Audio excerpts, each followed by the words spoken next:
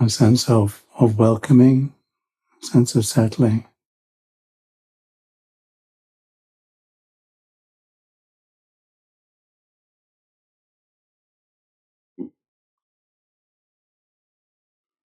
In this first 15 minutes or so, we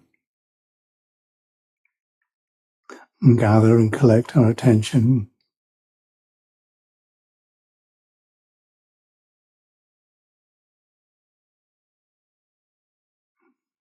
settle into the sitting,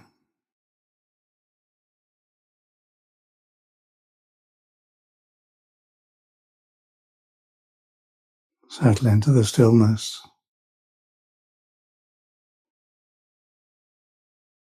In this present moment.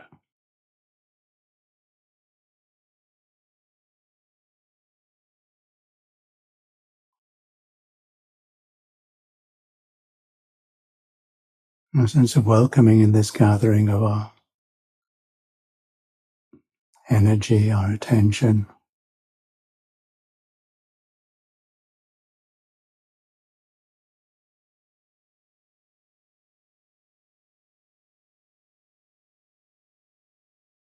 As we give attention.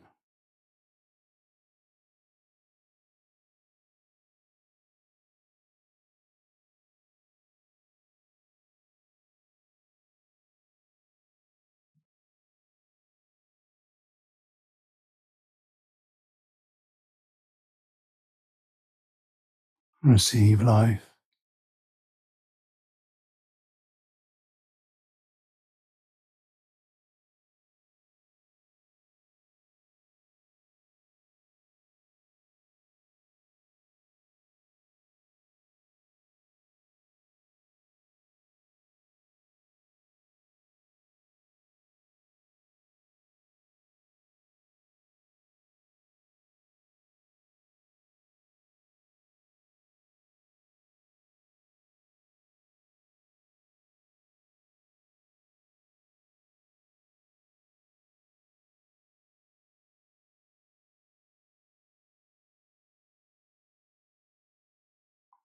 A sense of welcoming in this settling, in this gathering.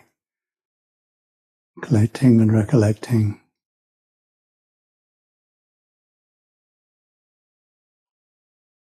Reconnecting.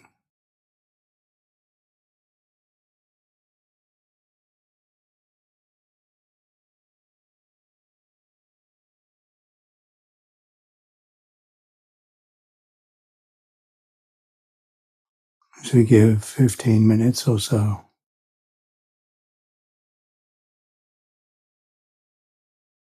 To a sense of release.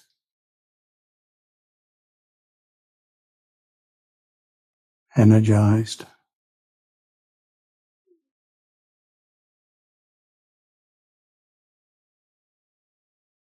From the base. The pelvic floor. The spine released. The neck released. And chest opened.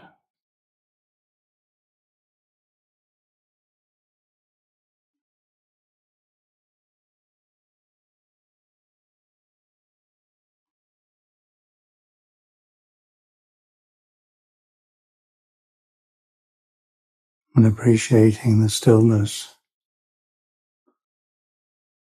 that allows this sensitivity to be fully realized.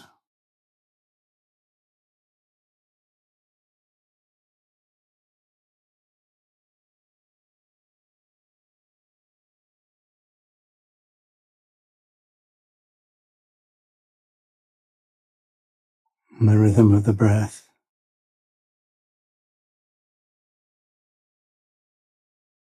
If that's what we're using, just allowing the abdomen to fill on the in-breath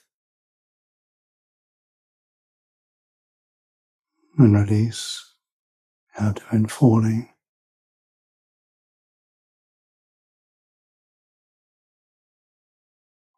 Softly, the effort given to the attention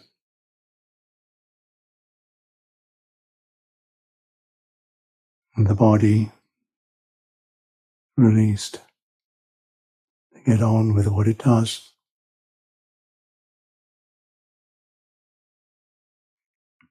In this time,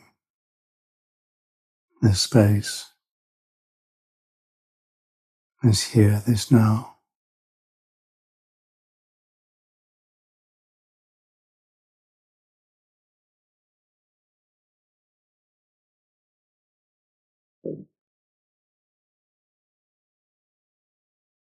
It's particular, it's individual, it's this one.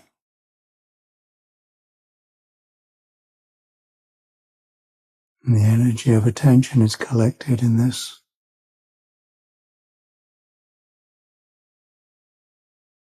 gathered in this.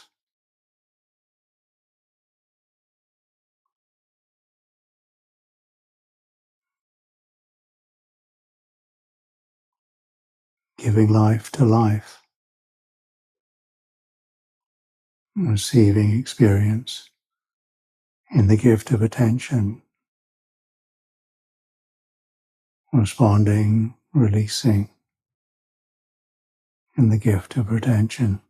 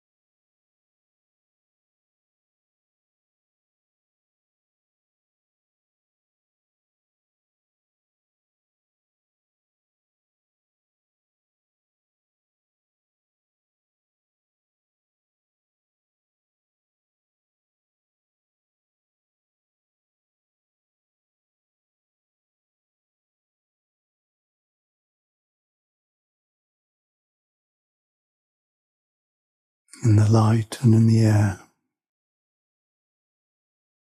in the light of attention, in the air, in the rhythm of receiving and releasing.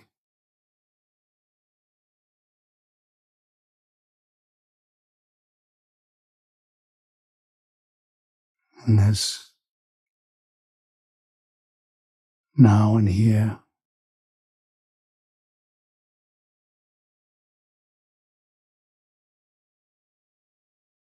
in this space, this time.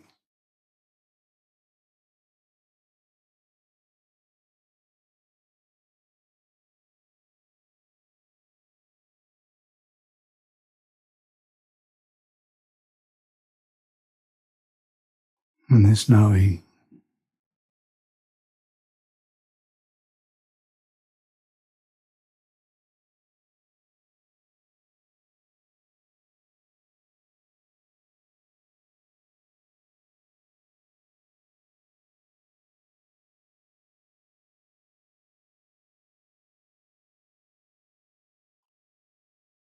in the stillness and sensitivity that welcomes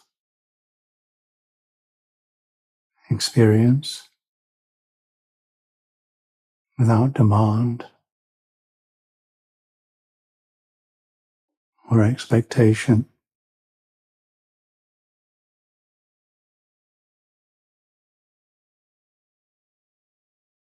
and responds with release,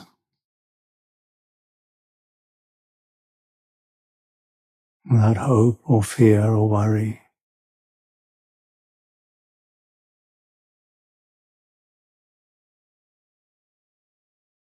in the sufficiency of a gift of attention.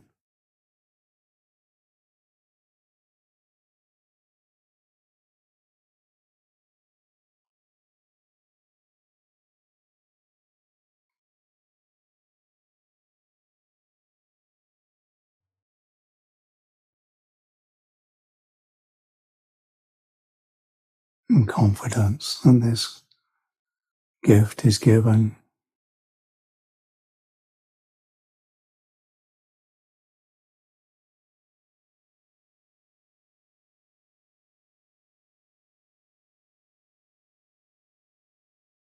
This gift of life.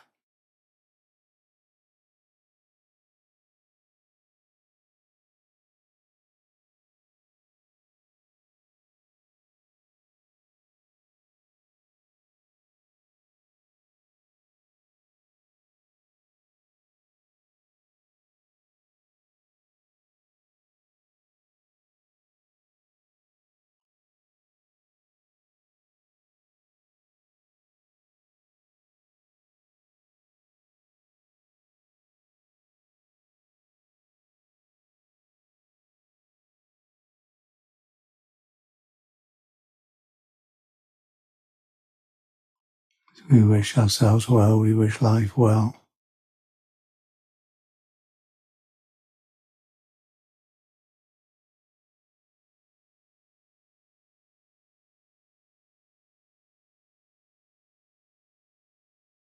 And we're in touch with the basic urge for happiness.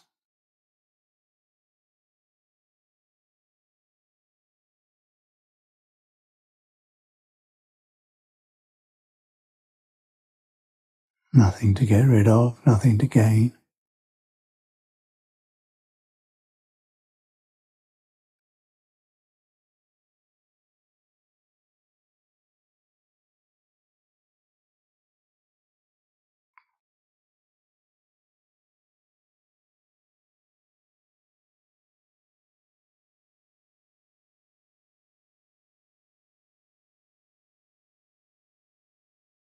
A welcoming of experience, of sensitivity and stillness.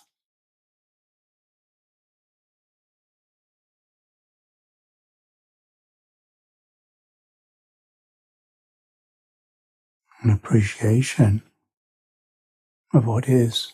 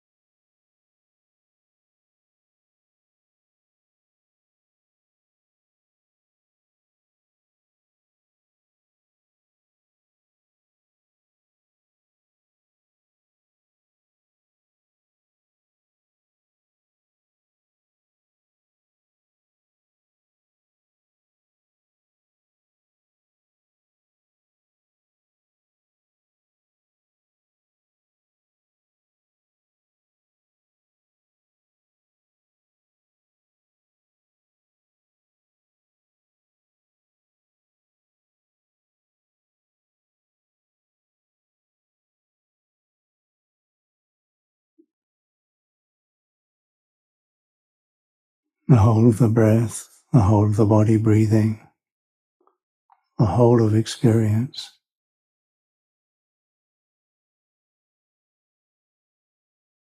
the whole of life.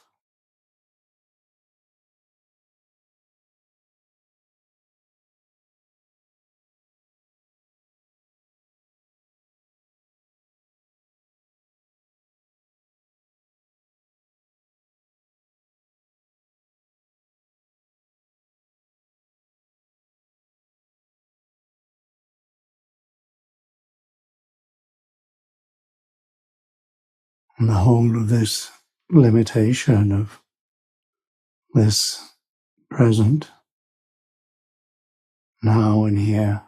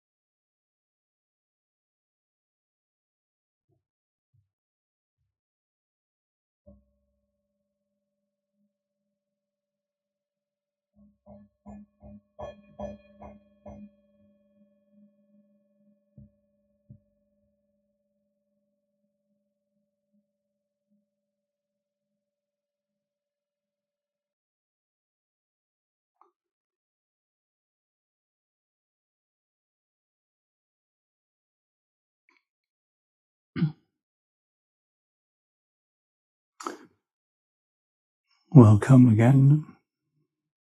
The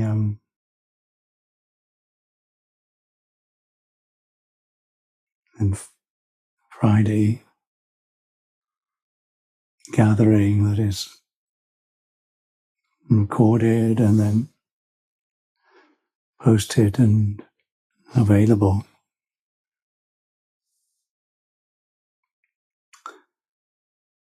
And the question of what do I do? How do I do it?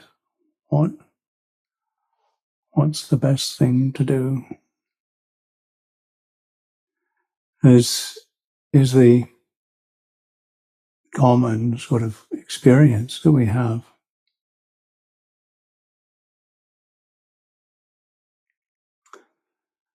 And my usual response is about, practice the Eightfold Path. And that's the right one. that's the one that's in tune with Dhamma. But people like to have something a little bit more positive, a little bit less abstract maybe, but I do feel the Eightfold Path is very practical. But for many people, there's the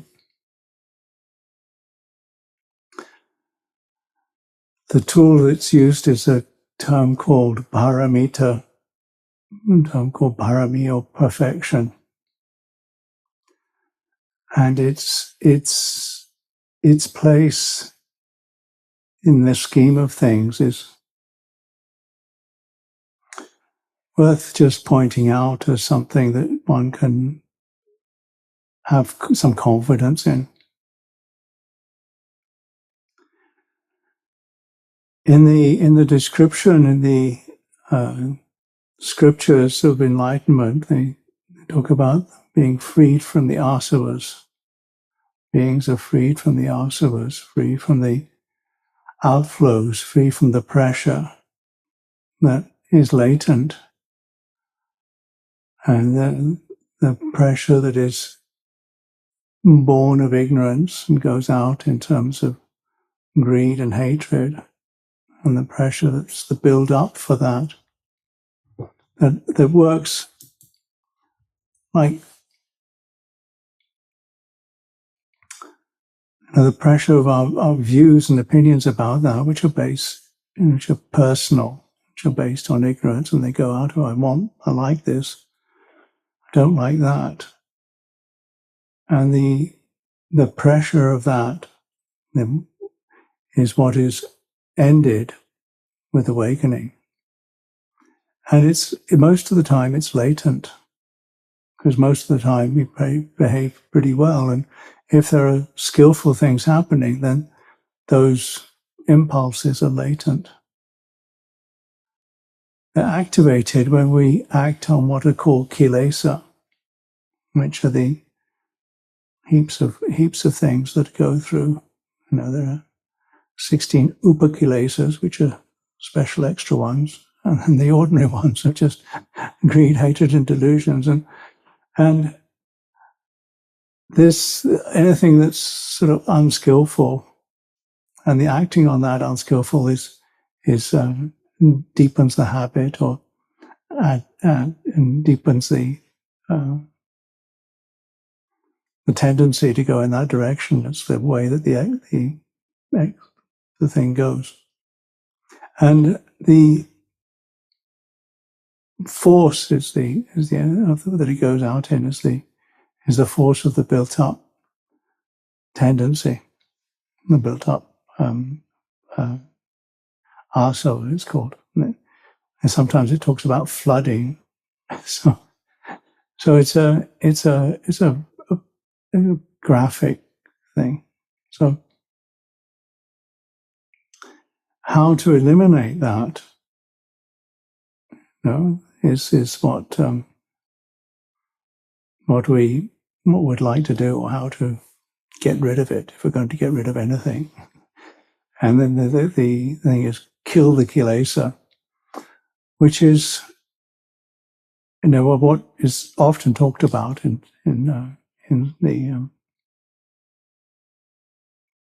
some of the forest Ajahns' work, which is it's not unhelpful, because it does actually point to something, the diligence that's needed to stop in the present moment and say, well, what is happening? And instead, cultivate the habits that go against them, that have the possibility of ending them. In the way that the scriptures are told, the Buddha cultivated the paramitas over many, many, many, many lifetimes before the last birth as a bodhisattva. And they're not specifically mentioned as a group of 10 in the Theravada scriptures. There are different ways of finding them in the scriptures, and then there are different permutations and combinations, and in the Mahayana they usually just have 6, and then they and Ajahn Buddhadasa used to say that if you cultivate one enough, you'll get the rest going as well. So they're helpful indicators of the sort of things that one can do.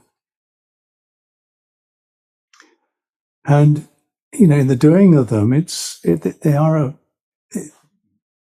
is interesting how they work, because the first one is dana, which is generosity, which is the giving without expectation. Or chaga is the realization of that release. Then, which is an aspect of the ending of suffering, and the nirodha.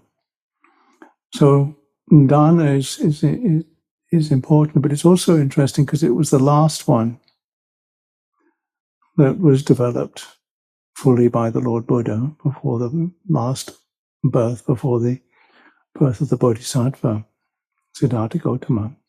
And that was it's the first and the last in some ways. That's why I think that I tend to use it as something that is about the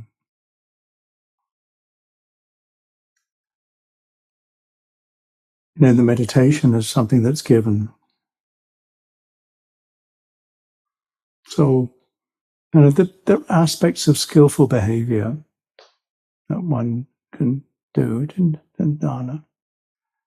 You can see how it works in terms of sila, which is the next one, which is the cultivation of virtue, the cultivation of sticking to or training yourself to notice when you're going to do something unskillful. That's what Sila is about. It's the working out that it's easier to notice what you stop yourself from doing than to notice what you do. Sila is about putting a boundary in and saying, this is what I'm not going to do. So if you come to the boundary, it keeps you safe. It's the guidelines that keep you safe and keep you safe from other people. And it is one of the most generous things that one can offer to the universe, a being that it does not need to be feared, a being that does not need to be, a being that can be trusted. That's the dharna behind Sila, or the results of Sila is the dharna of that. And of course, the dharna that you give to yourself is the one that you can trust yourself. And that's, you don't need to fear what might happen to you, or fear what people might find out about you. But it's not, those are sort of, the first two. And then in that you're renouncing just indulging the senses, indulging the just seeking the overstimulation of indulgence, which is a type of dying and a type of self-harming. Because when you indulge, you overstimulate, and you can't actually really notice what's happening, because the indulgence is a full-on pleasure seeking at the five senses, and then the perspective of life is lost, and actually the real pleasure is lost. The real pleasure that you can get from the senses is lost through indulgence, because it's an overstimulation. You can't really appreciate something when there's an indulgence in it, when there's a loss in it. There's not the perspective on it and the appreciation of it, and seeing it for actually what it is. I'm not saying you shouldn't appreciate things, because I think appreciation of things is actually, a helpful and an uplifting thing to do. But indulgence is wallowing in it. You like something and then you spend your whole time absorbed in that, and that something, if it's something that is about, what you see, what you hear, what you taste, what you smell, what you touch, or ideas about what you see, smell, taste, touch, hear or touch. If you wallow in that and make more of it and think, well, this is what I really like, then you're actually damaging yourself, because it's that wallowing in something is an indulgence, and it's a self-harming. And you may not even notice it, because you may think that it's so good. It feels so good to like that so much.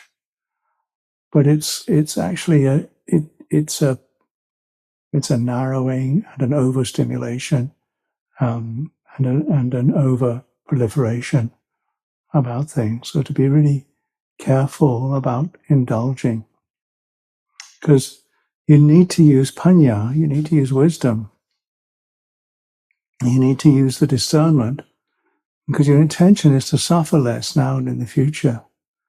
If you really wish yourself well, you practice compassion, which needs panya. So you need to develop panya.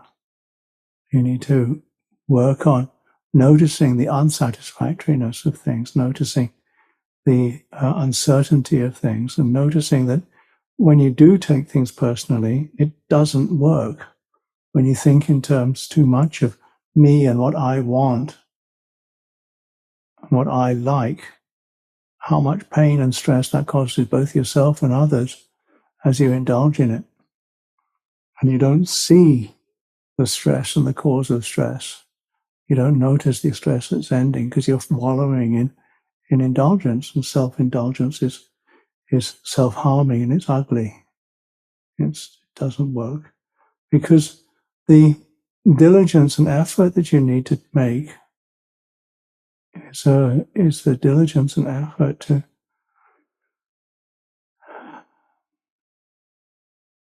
really notice what's going on and really not, really sort of wish to practice and be more mature, more kind, in a way that is not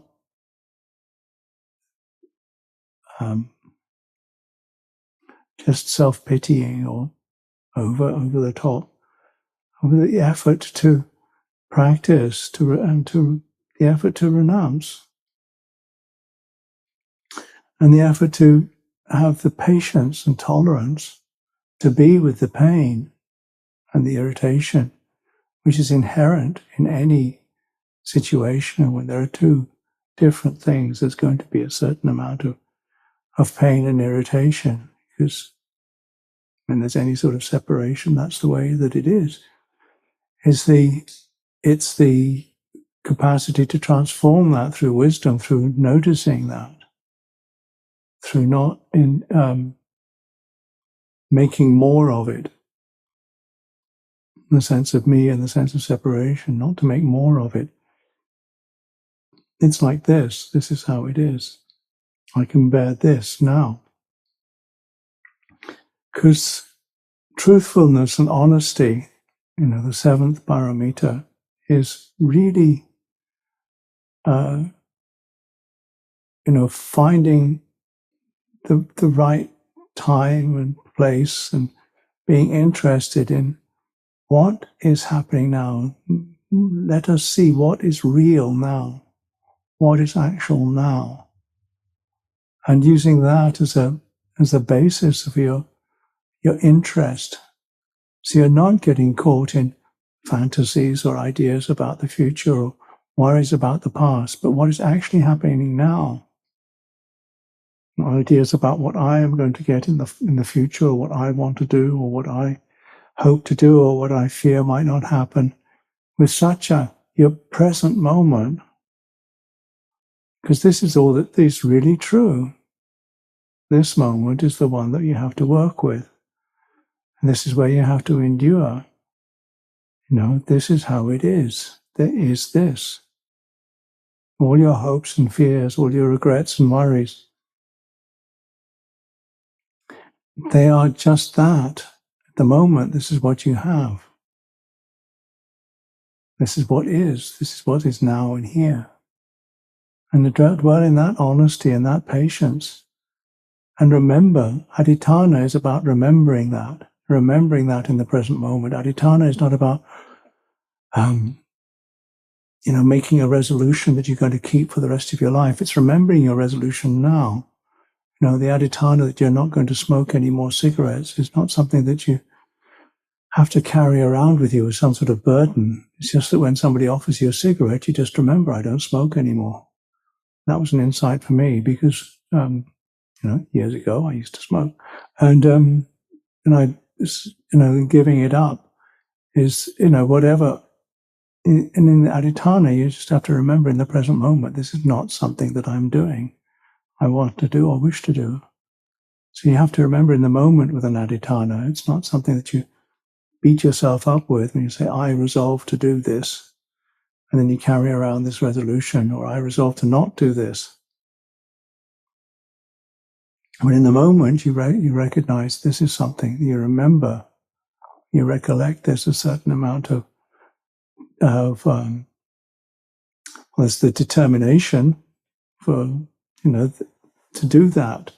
The determination is there, and the energy is there, and the patience is there to bear with how it is. And so that the way that the paramitas work is they work with each other. They all work. If you develop one enough, then you'll get to the other. Because this is how cultivating wholesome habits is helpful.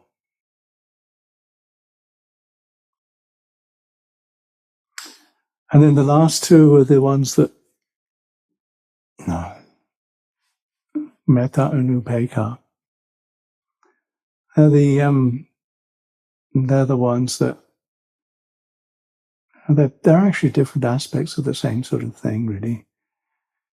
Because they're all different aspects of the same sort of thing of wholesomeness. And the metta and upekkha as Brahma Viharas are the natural expression of a heart free from confusion. So with metta, it's the acceptance and the sense of acceptance of oneself, the sense of kindly eyes or kindly, not dwelling in aversion is also part of sankappa. So you're not thinking too much in aversion, but actually living with a heart of this is something that I can really accept and really be open to. That's the metta, and I'm not pushing anything away. And upekkha is the limitation is recognized and the sensitivity of that limitation, because this is what we can do. No, one can, and the sensitivity that is always alert and awake, not deadened. Upekkha, when it works, is always awake and alert, and it's not making any judgment about good or bad or wanting or not wanting. It's not demanding. It's just, this is the place for metta, this is the place for karuna, this is the place for mudita, this is the place for upekkha, which is always going to give you no worries, no fears, no regrets, a complete forgiveness. Because there's no sense of having to carry anything forward or to worry. Everything can be given up. All sense of self-importance can be given up. So the forgiveness that can be cultivated is a forgiveness that is complete.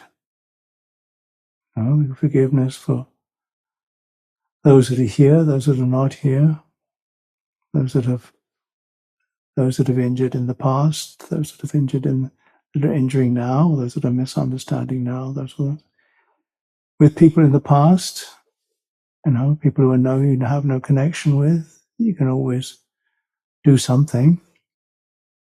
You can write a note and take it somewhere and burn it. A note of forgiveness. You can do a little in your heart. You can say, may all beings be well. May all beings share in the blessings of this life. May forgiveness, may there be a letting go here and now, and an acceptance of the limitation that you can't go back and correct your past mistakes. You can only learn from them. You can turn the muck of your past mistakes into manure as you grow from it, as you allow it to be something that you accept fully and can transform. And patient endurance, a sense of hurt or the sense of self-blame that you might have for not doing it that way, or a sense of wanting to blame the other person for something they did or something they might have said, or what you think that they thought. Which is, if you're really sure that you're some sort of mind reader, that you can know what other people think, great, but that's it's enough to deal with what people say and do rather than worrying about what they think. It's and what with yourself, what you've maybe thought that And maybe you don't even remember quite clearly what happened. Maybe there's no clarity about it, that you know that something happened, but can't even properly remember what it is, what caused the problem, what the problem was, but you still feel, I need to forgive that. And that you can do something in your heart. You can perform a little ritual, like they say, writing it down and taking it somewhere and burning it somewhere. To say, whisper it in a log or something, or because nature will be as nature does, and how things work out will be how things work out. If somebody's really hurt you in some way, the results will be something that they maybe need to deal with, but maybe they didn't really intend to. Maybe you've hurt somebody or you didn't intend to, but they felt hurt. And all of this is something that you can transform with patience. You can, whatever I've done by body, speech, or mind that is in any way harm, may forgiveness be given and received. And if the persons or the people or the things far away, then that's something you can also do. You can forgive even those people that you feel really upset with that you don't know. And you can certainly get angry and upset about all sorts of people. You think are doing things that are stupid. And those people you can rest in a sense of forgiveness, because the depths of ignorance that people act from are incredible. They're not incredible. It's just that's how people are. They act from incredible ignorance because they just don't know what they're doing. They don't really know what they're doing and the results of their actions. Otherwise, they wouldn't do them. And that's the upekkha that we can live in and not dwell in aversion to it, which is the metta. And we can feel a sense of kindness, even to all the people that through humanity, both here and now, and through all history, have been so idiotic and stupid. And also all the times that we've been idiotic and stupid, we can dwell with a sense of upekkha for that too, and metta, and not dwell in aversion to the past ideas about how we were, about how other people were, and act in ways that in some way relieve suffering through the use of wisdom, which is karuna and panya. Panya is about that. Panya is about working out, this is how it is. This is the uncertainty and the stressfulness of life. And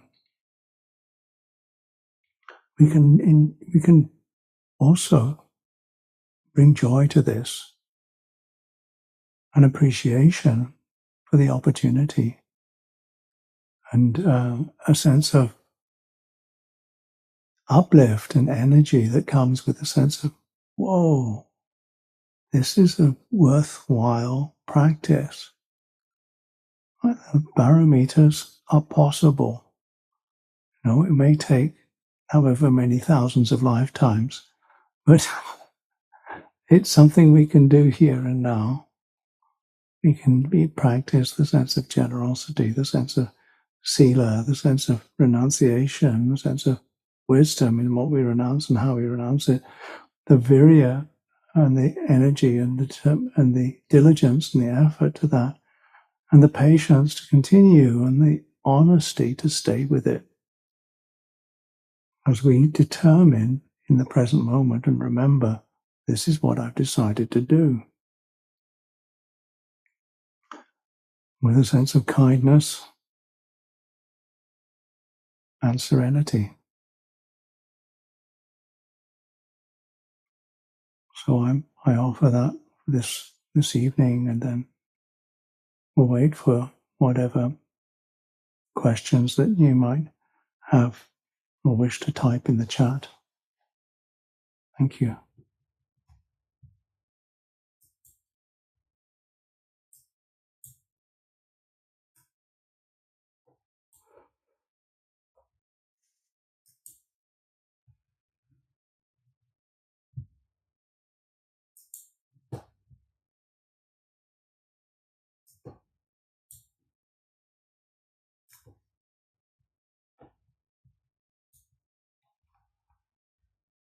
Oh.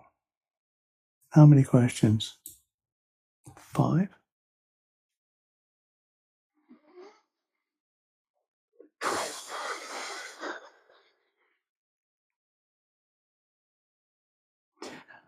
A person accomplished in view cannot do deeds with fixed results in the next life. What does this mean? Or in this life? There's only 5 types of karma, I think, that are definitely going to lead to difficult things.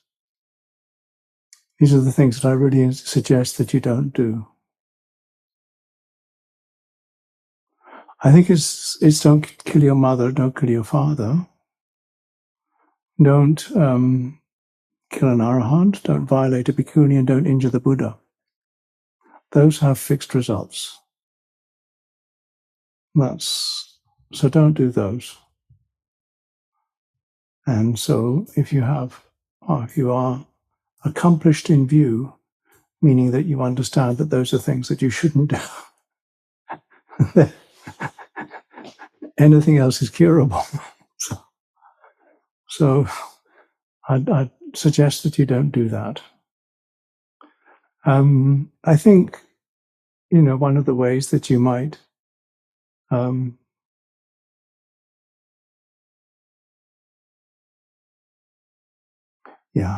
I think just do the best you can, because those results lead to hell.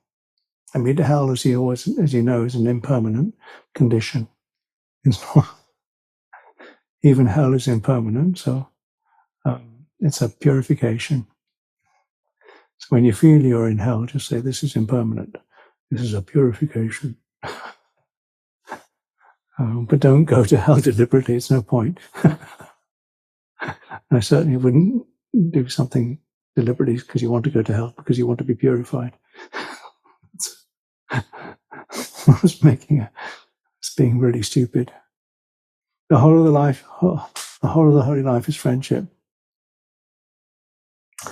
The friendship is the friendship in your heart with states of mind that are beautiful.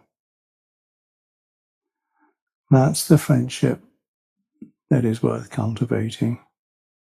It's not necessarily personal, because then the friendship can be the friendship. If you find the friendship in your heart that's really wholesome and beautiful, then whoever you're with is a lovely friendship, and it's not dependent upon people, and it's not dependent upon time and place. So do cultivate friendship with the good qualities in your heart. Certainly find good people, but only as a way of encouraging yourself to find good qualities in your heart. That's the holy life, association with the lovely friendship. That's one way of talking about it, which I find very helpful.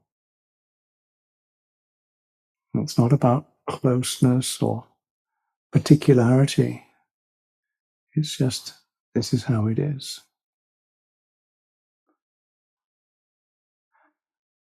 The Heart Sutta, I don't know it. I know about it, but I don't really know it. It's really saying, Sabbe Sankhara, Anicca, Sabbe Dhamma, Anattati. And that part of the morning chanting that we do is probably enough.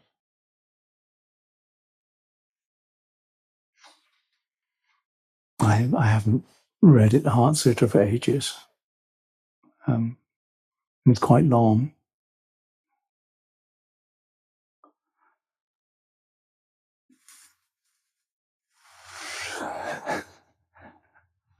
Learn from other people's mistakes.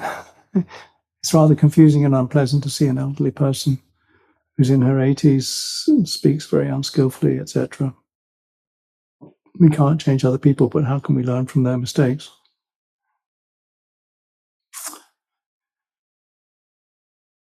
You don't know what's going to happen as you get older. You don't know whether you're going to get dementia. There's a thought. And people with dementia, some of them are pleasant and some of them are unpleasant. You don't know how people yeah, I'm sure Thich Nhat Hanh has a brilliant explanation of things. The Heart Sutta. Thank you, Rob. It's yeah,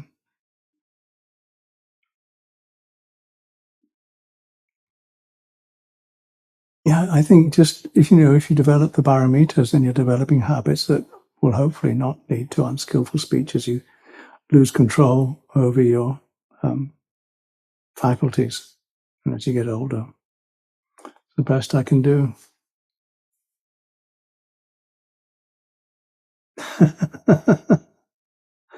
Can I practice more sense restraint?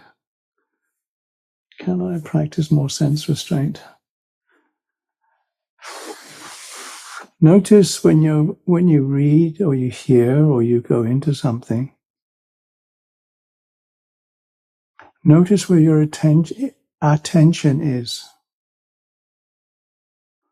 Is your attention going into entangling yourself more with it, making more of it, trying to read things into it? If you see somebody or you hear somebody or you see something, where does your mind go? Does it get caught in criticizing it, complaining about it, or does it go into seeing it in a different way? Where does your heart go? When you practice sense restraint, you notice, but you don't make much of things. You don't get too drawn into things. You don't seek more out of it. You don't milk it for something. You don't read into things that are not necessarily there. Keep the sense of uncertainty. Keep the sense of I don't know. Keep the sense of, oh, it's like that. Maybe a lovely thing, but you don't need to make more of it. You don't need to go fantasizing about how if I can get this, then I'll be happy. Because that's not going to lead to any sort of bliss, is it? It's going to lead to a sense of inadequacy because you're feeding the sense of, I need this to make me happy. And that's not going to work. And how can one build up a certain level of trust in the principles of karma and reincarnation without relying on blind faith?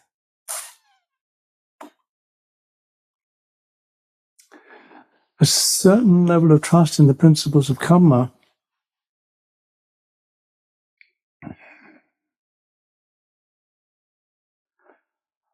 I think, in oneself, seeing what happens to oneself when one does act in ways that are unskillful. And what are the results of your intentional actions in your heart and then outside? That's a sort of immediate thing. And as you probably know, reincarnation is one way of talking about something, but rebirth is also another way of talking about it. And with that one, it is more, for me, the idea of rebirth was never, ever a problem as soon as I first heard about it. Because, of course, as you probably know, I was brought up in a Christian tradition, and that lost the idea of rebirth, except into one more. But constant rebirth for me, when I heard about it, one after another, one after the other, it just made so much sense to me, because I thought, if this energy that is propelling this life is in some way incomplete, it will find another way to fulfill itself, find somewhere to go. The mechanism and the way that it works is something that you can look a little bit at within what you remember of this life. The question that people ask is, are you the same person as was held in your mother's arms? Has the infant died and the young child been born? Has the young child died and the young pre-adolescent been born? Has the pre-adolescent been born and the adolescent died and the adolescent been born? Has the adolescent died and the young adult been born? Has the young adult been died and has the middle-aged adult been born? This is something that you can look through in this life, okay? That's just something, and you can notice other people when you look. I mean, nowadays there are so many pictures. In the old days, there weren't so many pictures. Nowadays, you can look through people's albums and you can see all the different pictures from baby through to old person. And that's useful. Where did the child go? And then in your daily life, just in when you move from one room to the other, just notice how, if I move from this room where I'm making the video and then move out into the other room, one being dies and another's born. One being died and another's born. This death and rebirth, it works on so many levels. It seeks a form, it seeks a way of expressing itself based on the energy that's gone into it before. The energy that feels, there is another room here and there are other people there. I need to go and check on them when this meeting finishes. This is an energy that will seek a rebirth. The chances are that I'll walk out of this room and then walk into the other room. This is energy seeking a rebirth. And, when the body is just a body for this, it's complicated getting a human body. That requires a certain amount of certain causes and conditions. And and the whole business of that has its own energy, and how it works is a bit of a mystery to me. People try to explain it in different ways, but I just feel that the energy finds a new birth. And people say, well, could you be born as an animal? Well, I've got no idea, but somebody's apparently asked His Holiness the Dalai Lama if you could be reborn as a mosquito, and he said, no, probably not one, probably a swarm of mosquitoes. Because the energy would need more than that. And somebody else said, well, why are there more people and more people? And another Tibetan monk, I think, said, where do you think all the buffalo have gone? It's just different ways of talking about it. For me, no problem. The idea of, and just as soon as I heard about it, I thought, well, that's a way of talking about it. But all of this is just ideas. The idea of many lives is an idea. How you use that idea is important. If you use that idea to feel, well, it doesn't matter what I do in this life, I'll sort it out in the next life. Well, that's an unskillful use of that idea of many lives. If you think of, well, there are many lives, this life has been hard enough, I better make sure I don't get a new one, find out how not to be reborn, then that's a skillful use of it, and it gives a sense of urgency. That's the urgency that you can get from an idea of there are many lives. Because this one, you don't know what the next one's going to be, so you might as well make really sure that this one you use well. And that's a good way of using it. Now, the idea of one life, if you really know one life, I'll either go to heaven or I'll go to hell, so I might as well make sure that I try to get to heaven this time. That's the skillful use of that one life idea. An unskillful use of the one life idea is, there's only one life, it doesn't matter what I do, there's only one life and there are no consequences, so I'll just be completely amoral or immoral. It doesn't matter because there's only one life. It's the same idea, there's only one life, but you can use it skillfully or unskillfully. The same idea, there's many lives, you can use it skillfully or unskillfully. You can use it with the idea, well, whatever happens this life, if I do good enough this life, I can then build on the next one. That's a reasonably skillful idea of using it. But how you use the tool, and ideas are just tools. If you recognize that an idea is just a tool, any idea is just a tool. How you use tools is important. The tool itself can be used skillfully or unskillfully, and any tool can be used skillfully or unskillfully. There are people who can use words skillfully, and there are people who can use words unskillfully. There are people who can use ideas skillfully, and there are people who can use ideas unskillfully. How you communicate and how you use ideas, in whatever way you use ideas, visually, orally, written, whatever it is. Ideas are just tools. So use them skillfully.